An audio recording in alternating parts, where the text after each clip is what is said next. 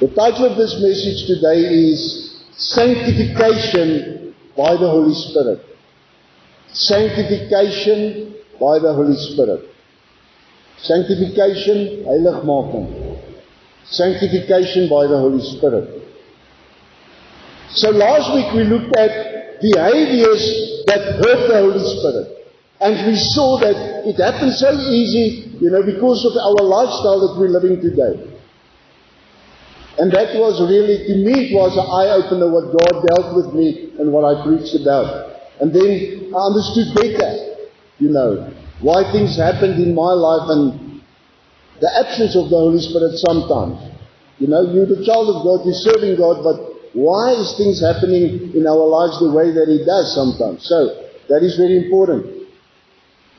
And we saw that obedience is of the utmost importance.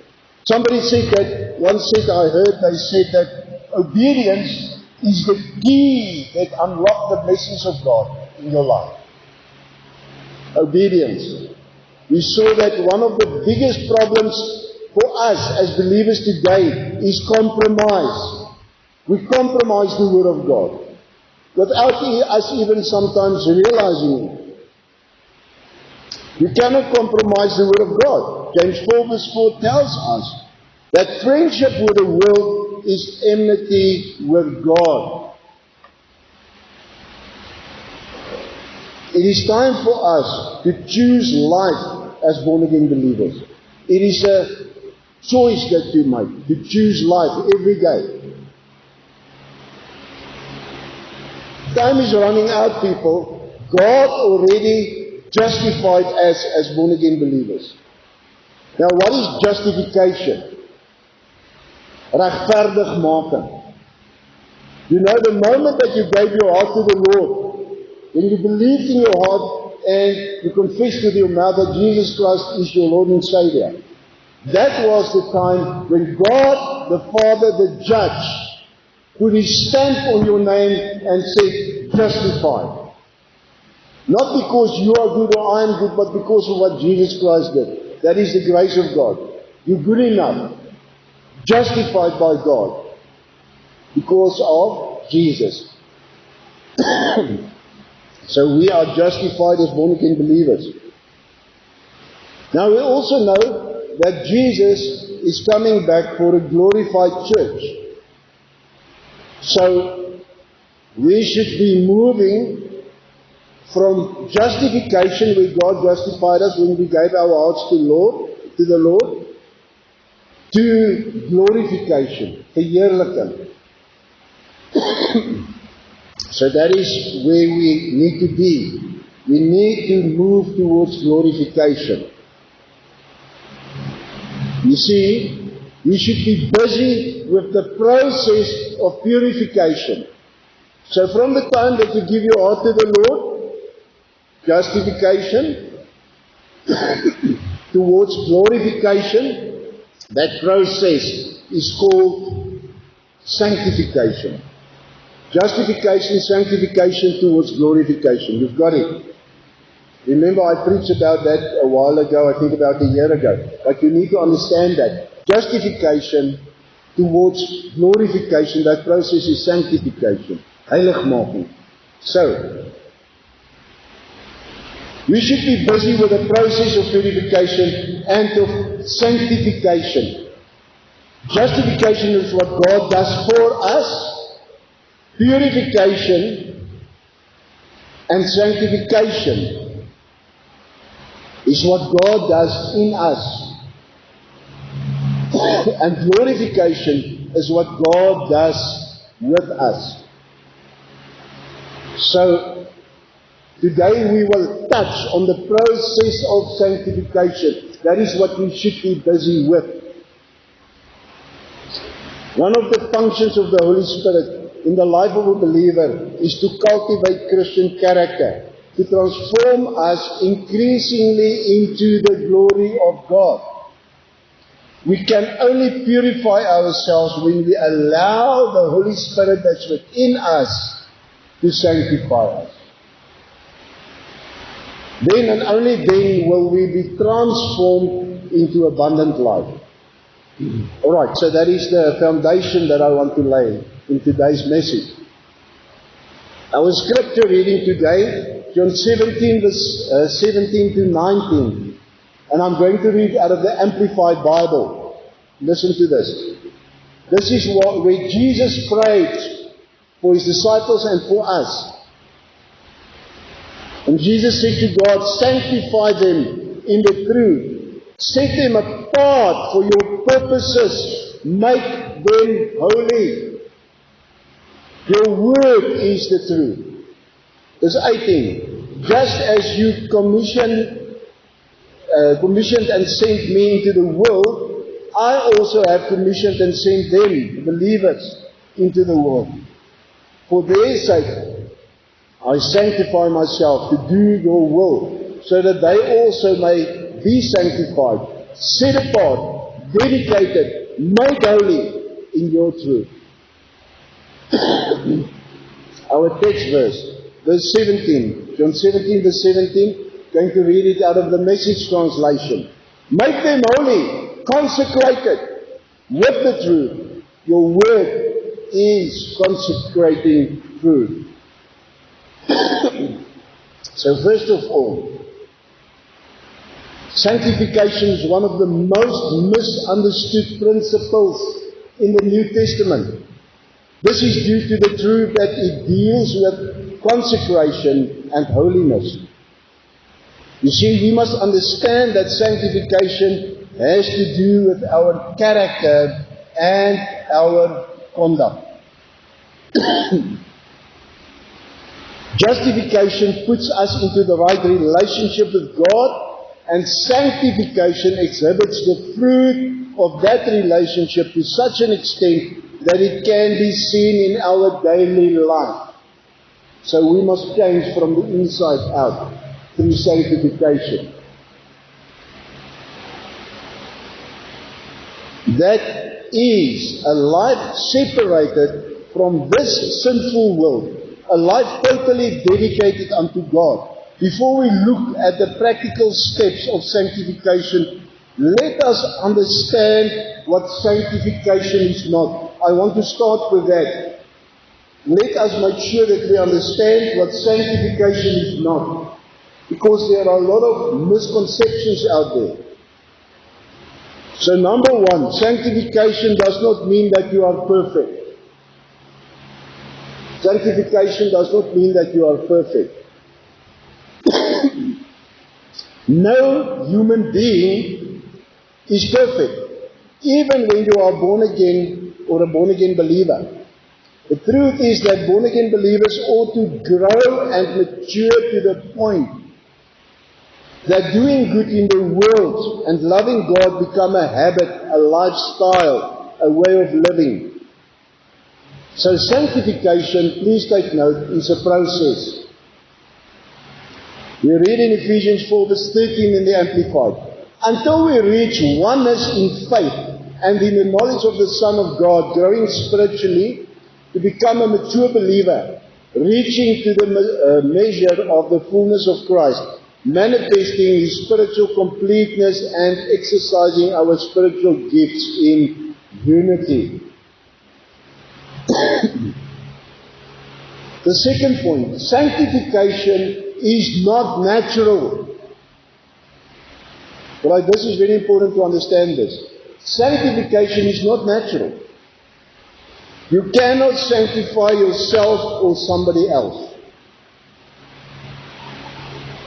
Psychological experts, life coaches, books, programs, pastors cannot accomplish sanctification in your life. Sanctification results from your relationship with God. Sanctification means learning to love what God loves and value what God values. Out of a living, loving relationship with God and His Holy Spirit.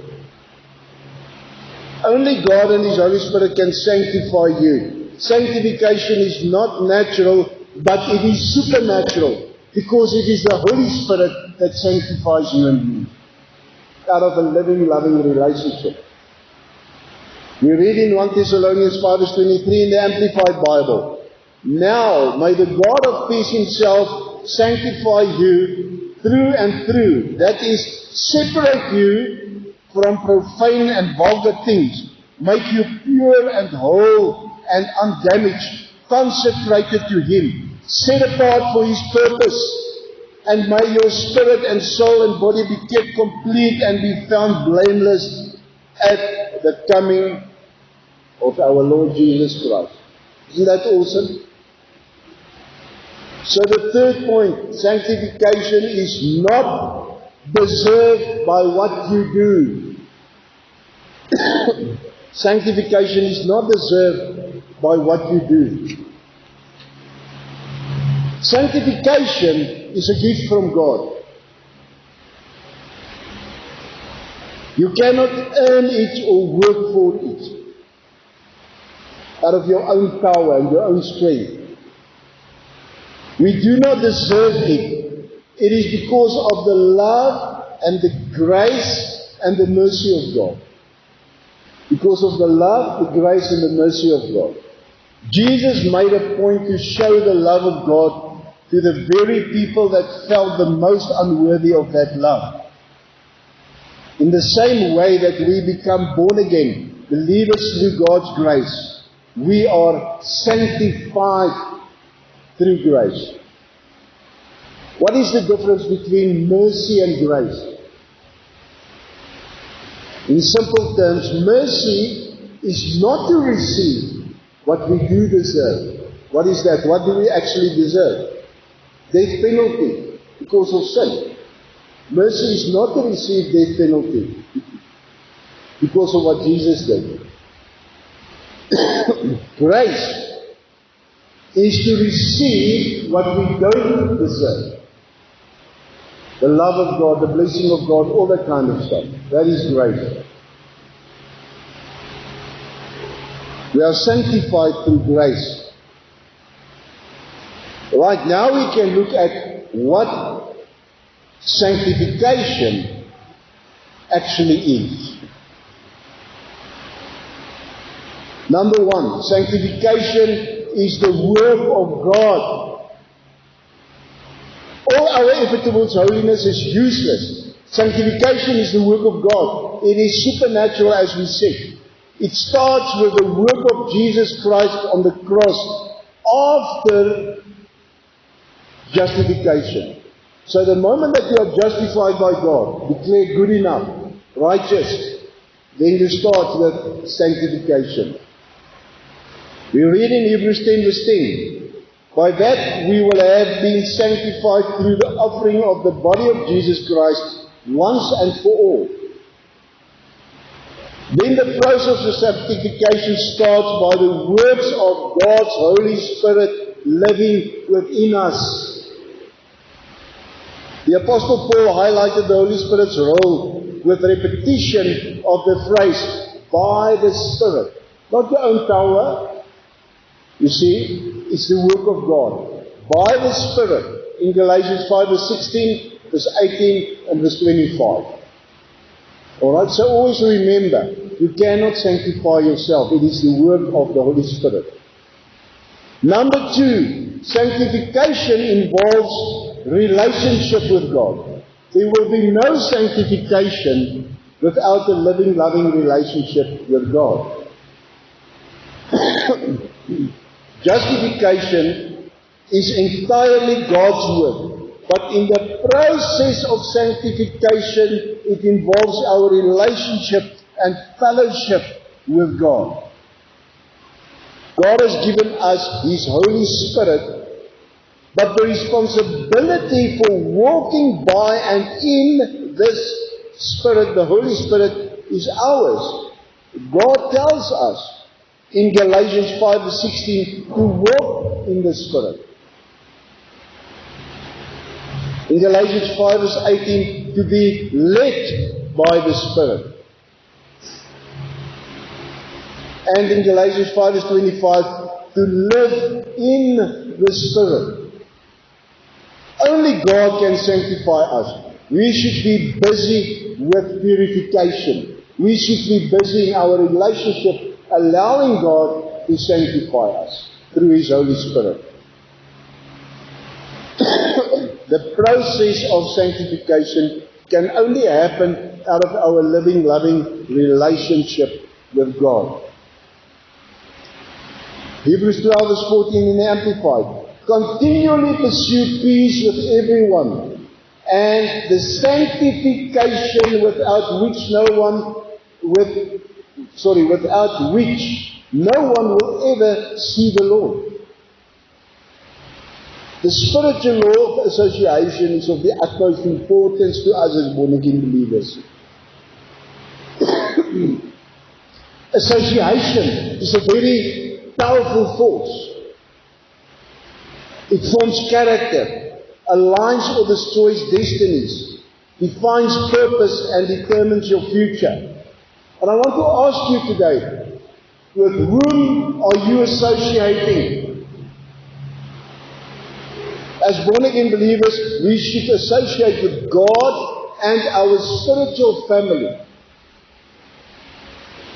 in God-ordained relationship. Once again, who are the people that God connected you to and me to? Why are you in that church? Oh, Pastor, you must hear the praise and worship there. Why are you in that church? Oh, you must hear that pastor preaching. Wow. Oh, Pastor, it's very comfortable. I just walk across the street because the church is across the street. It's not about you. It's about God. Who are the people that God connected you to? Because those relationships are God-ordained relationships, and that is church. It's not the building or the nice praise and worship or this or that. It is the people that God connected you to, because that is where God will help you with sanctification and spiritual growth and so along. God-ordained relationship. If we miss that, we miss church. That is what it is. That is what God teaches us in His Word. That is how the first church operated. That is what Jesus Christ demonstrated with His 12 disciples, the model for the church. God ordained the relationships. We read in 1 John 1 verse 3 in the Amplified. What we have seen and heard, we also proclaim to you, so that you too may have fellowship as partners with us. And indeed, our fellowship, which is the distinguishing mark of born-again believers, is with the Father and with His Son, Jesus Christ. You see, and that is what church is. Fellowshipping together and fellowshipping with Jesus and with God and with the Holy Spirit. Point number 3, sanctification is the present tense of salvation. As I said in the past, I thought that I'm done with the school with tenses, in English. Present tense and the past tense. No, it's in the Bible as well. Alright, so it's a good time to just look at your neighbor. Just look at the one next to you at the back of you and say, hello neighbor. Ask him or her, how are you? Are you still awake? Alright, tell your neighbor, just say to him or her, neighbor, sanctification is the present tense of salvation. Never forget that. There you are. Thank you. So, justification is once and for all, and it happened in the past. When God declared you righteous, it happened in the past, the day that you gave your heart to the Lord. That is the past tense of salvation. Alright? When you were born again. Now, to fulfill glorification, which is the future tense of salvation, and where you will receive a glorified body, with the rapture or when you step over into eternity, you will receive a glorified body. That is the future tense of salvation. But to get there, you must be busy with sanctification, and that is the continuous process whereby you grow in holiness. The moment that you walk by faith in the love of God, when you walk in the Spirit, you are busy with the process of becoming holy. So you see, your spirit is born again, past tense. Your soul, renewing your mind, your emotions, your will, growing spiritually. That is the present tense, becoming holy, being sanctified, in order to become the glorified church. And then you will receive a glorified body, the future tense. So you've got it. Past, present, future. We must be busy with sanctification. Heiligmaking. Okay. So you are being transformed into abundant life and glorification. Number 4. The end result of sanctification is glorification. So that is where we are going towards glorification. That is our hope. That is where we want to be. God's purpose with our sanctification is to transform us increasingly into the glorified bride and the image of Christ. We read in Romans 8 verse 29 in the Message translation. God knew what He was doing from the very beginning. He decided from the outset to shape the lives of those who love Him, all along with same lines as the life of His Son. The Son stands first in the line of humanity He restored. We see the original and intended shape of our lives there in Him. You see, we must refuse to be seduced into defining spiritual maturity in terms of religious activities. We must not be busy with religion, but with relationship. You see? Christ-like character is the measuring stick of spiritual growth in the process of sanctification. So, a lot of people are busy with religion. Godsdienst. But where's God in this religion? We're busy with theology sometimes, and we know a lot about the Bible, but we don't have a relationship with God, and we're not standing in God-ordained relationship with one another to the honor of God. A relationship where God wants us to be. Then we are busy with religion. Helps nothing. So point number 5, my last point. The primary tool of sanctification, the primary tool that you use for sanctification is the Word of God. We read in John 17 verse 17 where Jesus prayed, our scripture reading, sanctify them by the truth. Your Word is the truth. Once again, is there something that God cannot do? Yes, there is. What is it? God cannot lie. He says in His Word, I'm no human that I can lie. And praise God for that. He's not a liar. He is the truth. The Word of God is the truth. The Word of God is a person. What is His name? Jesus. The Word was with God, the Word was God, and the Word became flesh. It is the Word of God manifested in Jesus Christ. So there's life in the Word of God. That is why the Word is the primary tool of sanctification.